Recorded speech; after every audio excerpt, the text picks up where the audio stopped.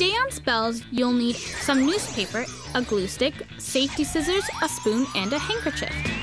Get ready to have some fun.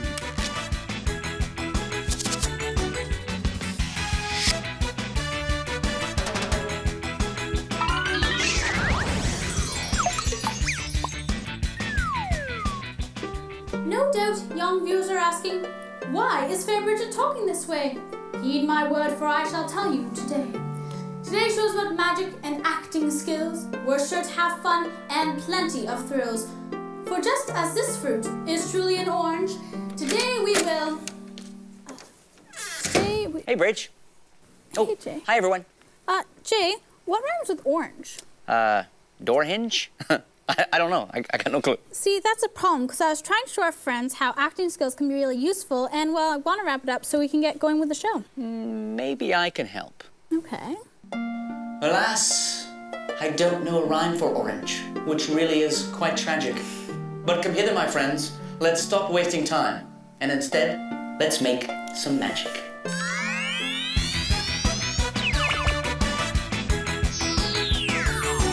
Why don't you say a magic word over that loop of paper? Alakazam. Whole lot of feeling on that one, really passionate. Let's see what happens here.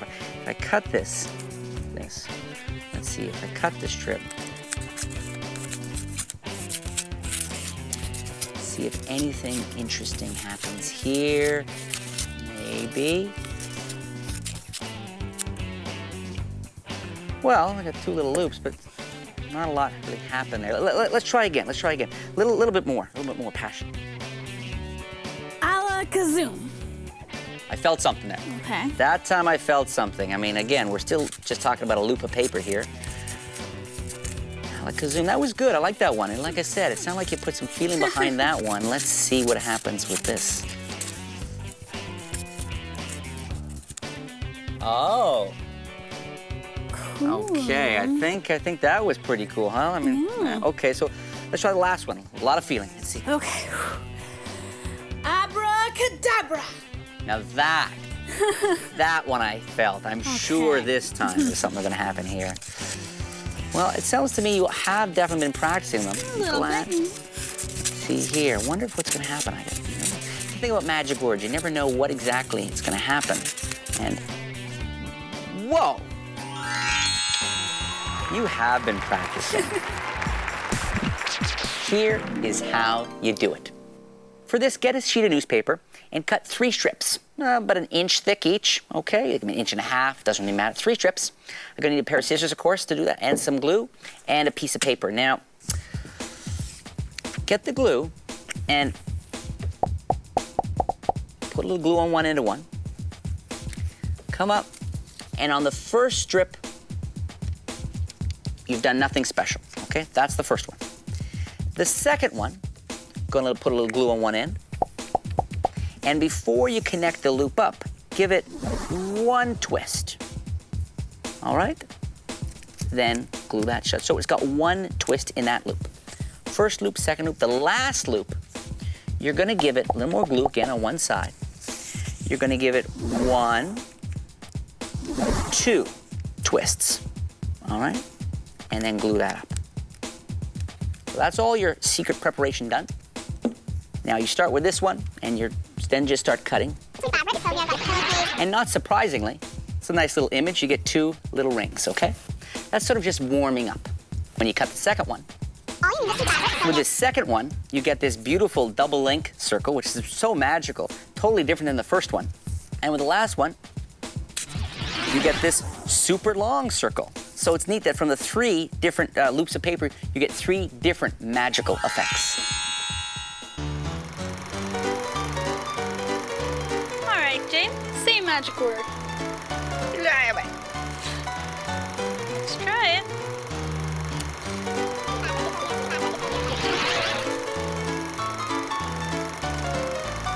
Okay.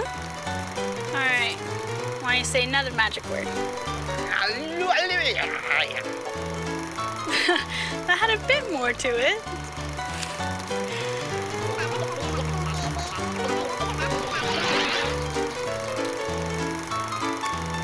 Pretty cool.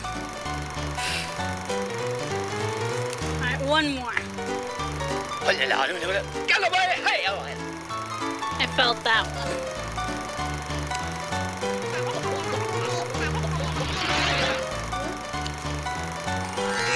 Very cool. Good scissor use. Greetings, bonny lads and lasses. I'm Rory McCalculus, And I be Bridget McDidget. and together We're we're the mysterious magical metalists of Scotland. If it's magic, a mystery, Or pudding. then we're the experts. Right, Bridge. I'm thinking of a magician. It's John Henry Anderson. Right you are. On today's show, we're going to look at a magician, a Scottish magician, totally brilliant. He used his acting abilities to create a great trick. Let's roll that footage. John Henry Anderson was born in Scotland in 1814. He always wanted to be an actor, and when he was very young, he joined a traveling theater troupe. He worked with them for a while, but was finally told he wasn't a very good actor.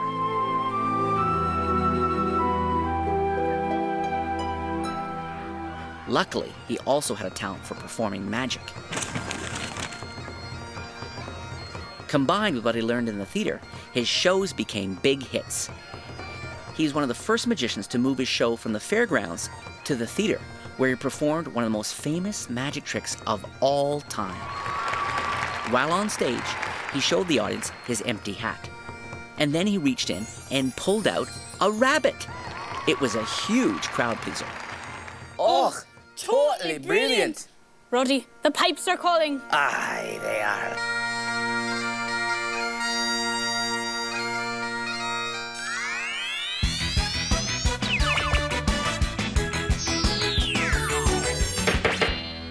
Here's something incredible with an ordinary spoon and an ordinary handkerchief.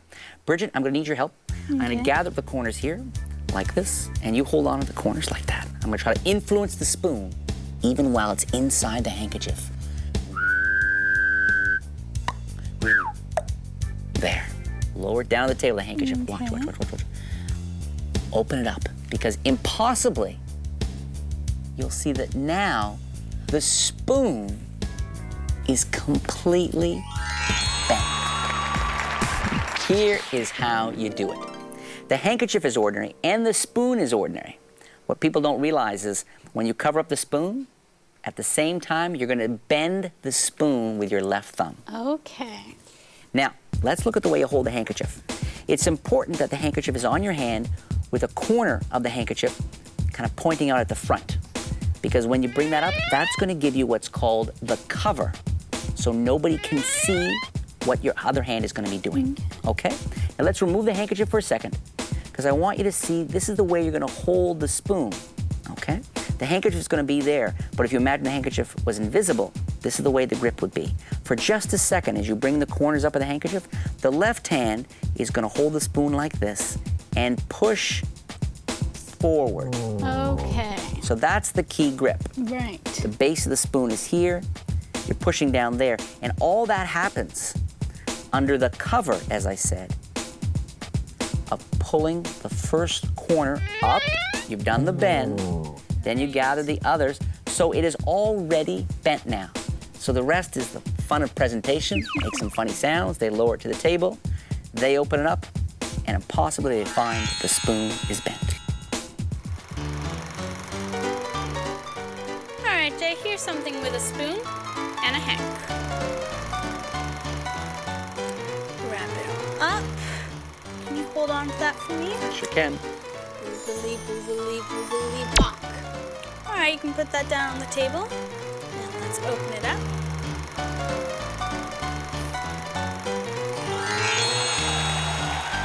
The first few times you try this, you may find it a little hard to actually bend the spoon with your thumb.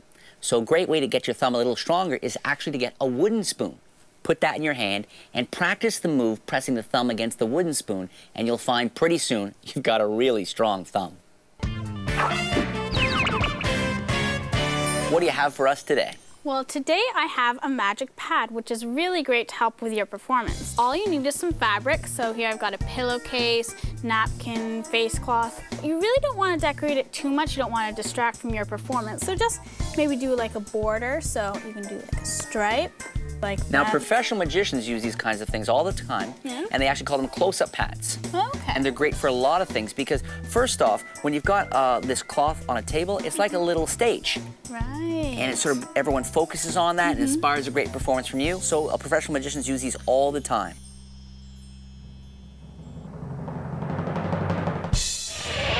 I've got a confession to make. Sometimes, because I can do magic, I'm a little lazy. You know, I just don't put the effort into a thing. Like, for example, even as a kid, I mean, what do we got? We got a drawing from a coloring book here. Even as a kid, rather than going to the trouble, right, of taking out the box of crayons, taking out all the crayons, choosing the colors, sometimes sharpening up a crayon, sometimes as a magician, just think to myself, oh, why go to all that trouble? And I would just magically color in the picture. Thank you for joining us. It was great seeing you. We shall see you next time. We tell you it's true. This is the crossed arm knot trick because you have to cross your arms and make a knot.